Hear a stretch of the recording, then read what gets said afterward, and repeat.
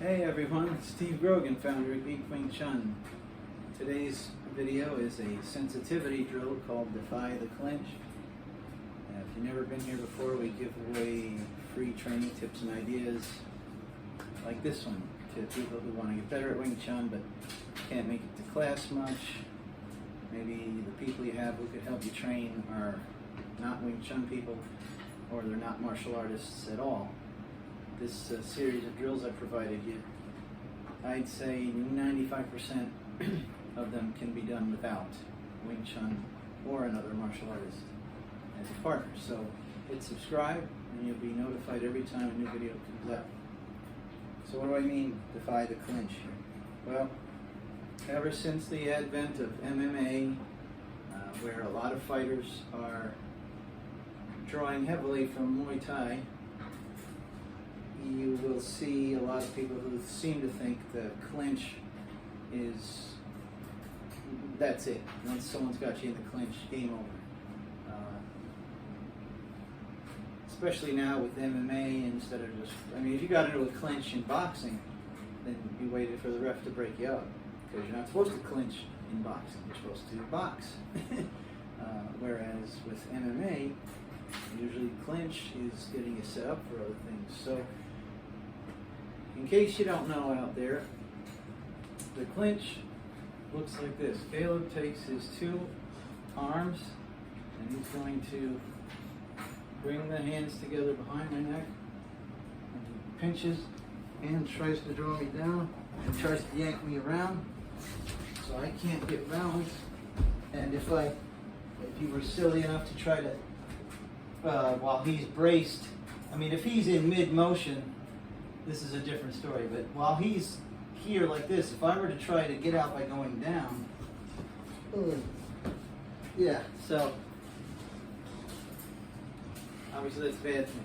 So the way to get out of the habit of being drawn into the clinch is, look, this drill, the only thing he's going to throw at me is the clinch. And it's a surprisingly simple solution. So whenever he's ready, do it, and I will defy it. So he keeps trying to yank me around. So all I'm doing is, in Wing Chun, as we know, posture's everything. Here I am, you can't see me, but I'm in my E.G. Kim Yun Ma, and I'm acting like, basically like I'm a marionette that's dangling from the string. So I'm sinking, but this is also pulling my head up, so my structure is upright. So when he goes to do that, instead of doing this, letting him yank me, I'm doing this and just going with it. And the sensitivity part is, if he goes, when he's trying to move me all around. Now, you can start where, obviously here's the thing, no one's going to just stand there and when the ref goes, fight, they're not going to go like that.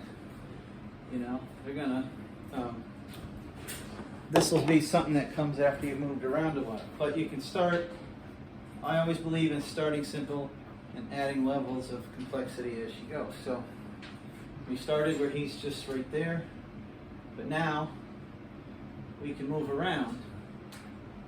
So say you just get your hands up and you're moving, and at any point he could do that to me.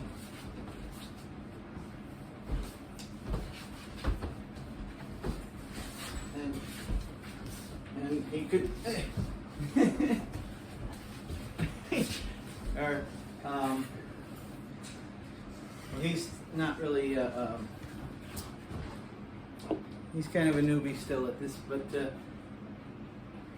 so I'm not sure like how he would set me up for that. Like, obviously here's another thing that gets people wind up landing in the clinch, because it's not the first move, you know what I mean? It's something people do after a setup, you know, so, and I'm not really going to just stand there, I'm going to just be thinking out loud here. So you know, somebody might jab and then try to kick low, and especially if you have the reaction against the kick of going like that, then they get in and get you. But not being of a martial art where I would set people up for the clinch myself, I'm trying to think of how they would set that up, but I'm not quite sure. But my point being, that would be the next level of complexity. Would be get on some sparring gear, act like you really are sparring and stuff, and honestly try to set the other person up for the clinch. So you really try to throw. Don't fake out like I did from out here where he was in no danger. Get on your sparring gear, get close enough where you could hit, but you're faking out. Your end goal is always to try to get the clinch. So there's the 3 phases. Standing here, moving around, but he's got just that one attack he's going to do. And then the 3rd step would be not just moving, but attacking with the intention of setting up the clinch. All right, so have fun with that. If you can remember to. How about don't just leave a comment, leave a video comment. Record yourself playing around with this and share it with us, okay? And please hit subscribe before you go, and we'll see you in the next video.